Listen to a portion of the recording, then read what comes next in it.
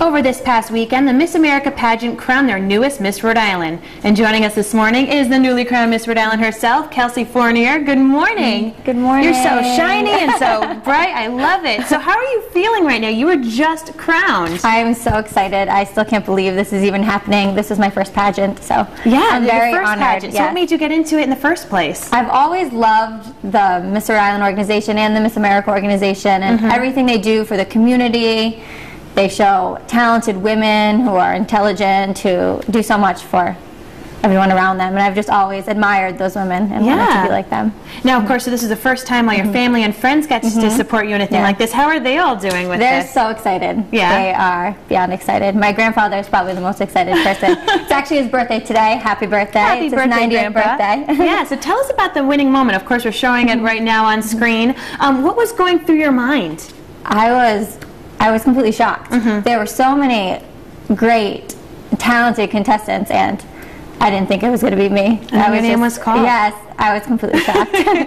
So of course, you know, now you're going to be preparing for national competition, but in the meantime, as serving as Miss Rhode Island, you're going to be working towards a cause. Tell us a bit about what you chose. So my platform is childhood obesity. I chose that because I am a health educator. I just graduated from Rhode Island College with a degree in community health education, and health and fitness is something that's very important to me, and I think it's important to teach kids at a young age the importance of eating a healthy, balanced meal and staying active on a daily basis. Of course, and they're going to really look up to you, especially since that is, as you said, that's your background, that's what you went to school for. Well, that's very exciting, and now you get to start training for Miss America. What's that going to be like? It's going to be busy, very busy. Different appearances, what other kind of things will you be involved in? A lot of appearances, a lot of charity work.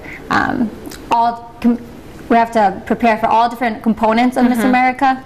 So whether it be, I'll be taking a lot of dance classes to work on my dance for talent. So that was your talent, is dancing? Yes, dancing. Awesome. So what, for people who really don't get to watch the Miss America pageant anymore, what do you want to let them know about these kind of competitions?